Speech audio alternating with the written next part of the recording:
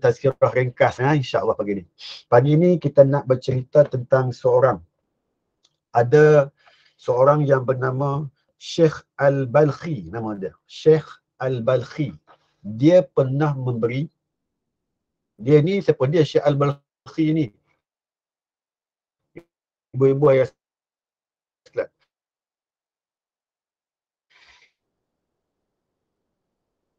Di dalam beribadah. Kelazatan di dalam beribadah dia sehingga dia merasai ibadah dia tu memang hebat lah. Ataupun nama sebenarnya Imam Syaqiq bin Ibrahim Al-Balkhi rahimahullah ta'ala, iaitu digelar sebagai Abu Ali Syaqiq bin Ibrahim Al-Balkhi. Beliau seorang ulama besar sufi di Khurasan. Khurasan ni di mana? Yang juga imam, yang juga guru kepada Imam Hatim Al-A'sam. Dia guru sebagai kepada Hatim Al-A'sam. Dia ni hebat. Satu hari, sewaktu dia pergi haji, lalu dia bertemu dengan seorang pemuda. Dia tengok pemuda ni macam baik ya.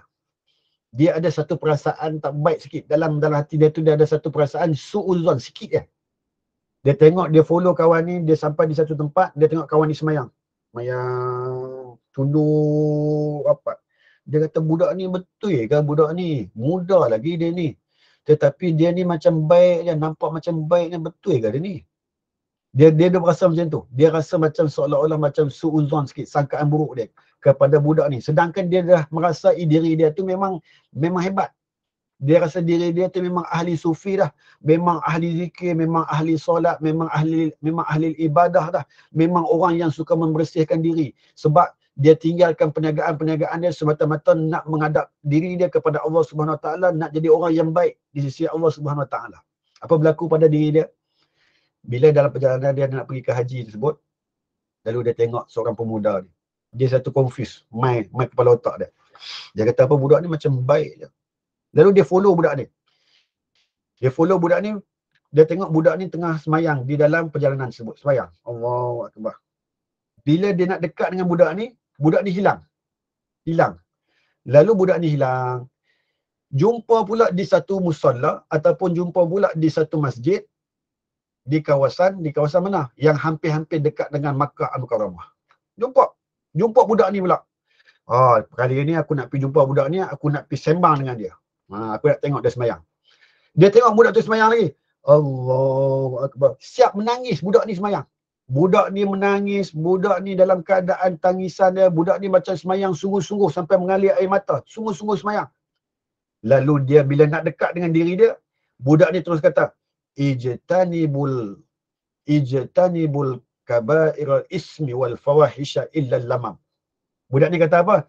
Hindarilah diri kamu daripada bersangka buruk kepada sesiapa. Tu dia wali Allah rupanya. Dia baru sampai ya. Dia baru bertemu, dia kata, wahai Syaqiq, kau jangan sangka buruk dengan aku. Dia tak pernah kenal. Budak ni tak pernah kenal. Budak ni tak pernah kenal pun kata dia ni kenal Syaqiq ni. Tak kenal. Tetapi macam mana si budak ni boleh kenal dengan Syaqiq ni? Boleh sebut nama dia, boleh cakap apa yang ada dalam hati Syaqiq tersebut supaya jangan sangka buruk dekat dia. First time jumpa, kalam itu yang keluar daripada budak muda tersebut. Apa jadi? Lalu dia teruskan perjalanan dia. Bila dah cakap macam tu, budak ni pun hilang pula. Hilang lagi. Sampailah di Makkah Al-Mukarramah sewaktu tawaf di Baitullahil Haram. Tawaf. Jumpa lagi budak tu. Budak tu. Tawaf. Cukup 7 pusingan. Lalu dia pun pusing 7 pusingan tersebut. Lalu dia kata apa? Lepas ni, dia habis tawaf ni, aku nak jumpa dia, aku nak minta maaf dekat dia. Nampak? Dia nak minta maaf. Dia pusing tawaf, jumpa budak ni. Lalu dia tunggu dekat tempat nak pergi sa'i tu. Dia tunggu kat situ. Tengok budak tu pun sampai. Dia kata apa? Aku nak minta maaf dengan kau. Lalu budak ni keluarkan satu ayat Quran. Budak ni kata apa? Wa inni laghaffarun liman taba wa amana wa amila salihan summa ihtada. Lalu dia keluarkan ayat Quran. Dia kata apa? Sesungguhnya Allah Maha Pengampun bagi orang yang bertaubat, beriman dan beramal soleh. Kemudian dia tetap di jalan yang benar. Lalu dalam keadaan tersebut, dia merasai Allah sudah menerima taubatnya dan budak tu pun sudah mengampuni dosanya. Lalu dia kata apa? Dia tengok keadaan demi keadaan budak tersebut. Dalam keadaan tersebut, apa yang berlaku kepada dia? Lalu dia tengok budak tu dalam keadaan dia pegang cerek dia nak pergi ke telaga, tengok-tengok cereknya itu tak sampai untuk nak cedok air. Tak sampai untuk nak cedok air daripada telaga tersebut untuk dia nak minum. Dengan berkat tangan dia tersebut, dia sampai dekat telaga tu air dia naik balik. Naik, lalu dia cedok, lalu dia boleh minum air tersebut. Lalu dia kata apa? Wahai Syaqiq, nah minum air ni. Budak Syaqiq ni pun nak juga air, tetapi dia tak minta. Dia bagi nah minum air. Lalu Syaqiq minum air tersebut, kenyang dia. Sekenyang-kenyang dia sampai beberapa hari kenyang air tersebut. Masya Allah. Dengan minum air berkat daripada budak muda ni. Apa yang berlaku?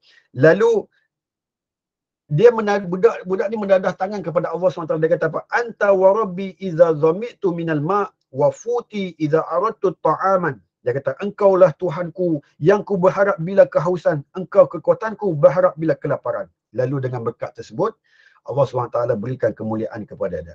Lalu dalam keadaan tersebut, apa yang berlaku? Maka dia melihat budak ni dalam keadaan siapa? Dalam keadaan dia begitu teruja dengan kehebatan dia. Lalu dia tengok budak ni, lalu dia kata apa? Bila dia sampai di Makkah Al-Mukarramah, orang tengok dia. Syaqiq ni tengok budak ni dikerumuni oleh orang. Ush, hebatnya budak ni. Siapa dia ni? Orang kerumun dia, orang salam dengan dia, orang cium tangan dia, orang peluk dia, orang sayang dia sungguh-sungguh, orang muliakan dia. Dia ni siapa sebenarnya? Budak ni betul-betul ke ni? Tetapi dia dah selesai dah segala dosa dia kepada budak tu. Dia kata, siapa dia ni? Lalu dia tanya kepada orang tersebut yang pergi peluk budak tu. Dia kata, itu siapa? Lalu dia orang pun berkata, itulah Musa bin Ja'far Al-Husain. Musa bin Ja'far Al-Husain bin Ali bin Abi Talib radhiyallahu anhu. Masya Allah, itu cucu Sayyidina Ali bin Abi Talib. Cucu Sayyidina Ali bin Abi Talib. La ilaha illallah, rupanya. Masya Allah, sifat dia, akhlaknya cukup hebat, ilmunya begitu hebat, hubungan dia dengan Allah begitu hebat, akhlaknya begitu hebat, maka ditinggalkan kehebatannya itu sebagai orang yang zuhud di dunia di atas perbuatannya yang begitu tunduk kepada Allah Subhanahu wa taala. Apa yang kita nak cerita? Nak ceritanya, setelah berlaku peristiwa tersebut, lalu dia berpesan. Dia kata apa? Dia kata, alaikum bi khamsin khisalin fa'lamuha fa'maluha. Yang pertama dia kata, ubudullaha biqadrin hajatikum ilaihi wa khudhu minad dunya biqadri umrikum fiha wa aznibu waha biqadri taqatikum ala azabih wa tazawwadu fid dunya biqadri muksikum fil qabri wa'malu lil jannah biqadri ma turidun fiha al-maqam. Dia kata apa? Cuba tengok. Hendaklah kamu melakukan 5 perkara berikut, dia kata. Dia kata, hampa kena buat 5 benda ni. 5 benda tu apa? Sembahlah Allah sebanyak engkau mengharapkan kebaikan dan kurnianya. Sembah Allah ni sungguh-sungguh seperti mana kamu mengharapkan kebaikan dan kurniaannya kepada kamu. Sembah Allah sungguh-sungguh. Sembahyang duhanya dan sebagainya. Yang kedua, ambillah dari harta dunia sekadar untuk keperluan hidupmu. Dunia ni, ambillah harta dunia ni sekadar keperluan hidupmu saja. Jangan ambil lebih-lebih.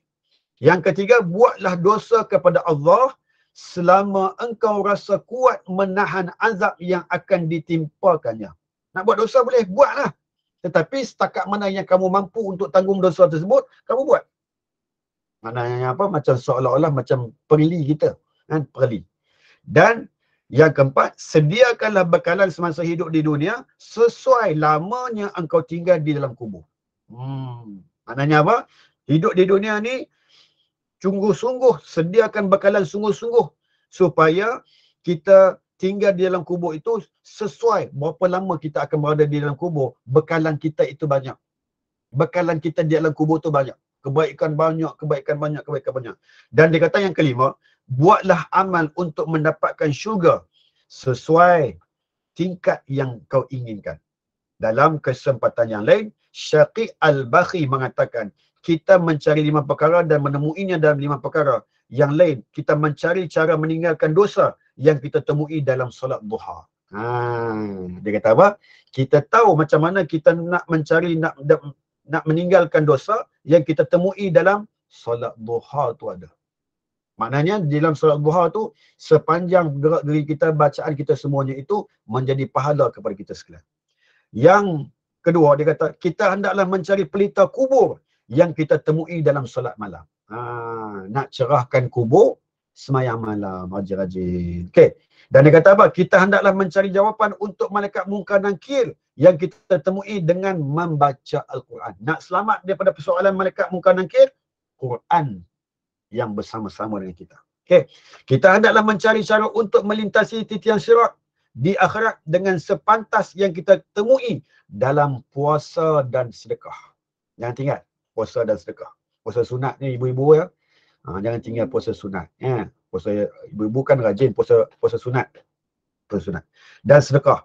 Kita hendaklah mencari naungan arash yang kita temui dalam khalwat berdua dengan Allah Subhanahu wa ta'ala. Jadi maknanya duduk seorang-seorang tu ingatlah Allah untuk mendapat naungan Allah SWT di akhirat sana nanti, insyaAllah. Wallahu ta'ala alam. Itu saja kita. Mudah-mudahan ada istifadah dan mudah-mudahan ada manfaat dan mudah-mudahan ada kebaikan di atas apa yang kita kongsikan pada pagi ini, insyaAllah. Terima kasih banyak-banyak. Kita tutup majlis kita dengan tasbih kifarah dan suratul asr. Subhanakallahumma bihamdik. Ashhadu an la ilaha illa anta. Astaghfiruka wa atubu ilaik. Bismillahirrahmanirrahim. Wal asri innal insana lafi khusr illa alladhina amanu wa amilus salihat. Teruskan bersama dengan YBeam dengan program-program yang akan datang, iaitu pada pagi ini sampailah ke malam hari. Mudah-mudahan Allah merahmati kita dan memberkati kehidupan kita. Saya serahkan kepada Puan Hafifah Nordin. Silakan Ibu.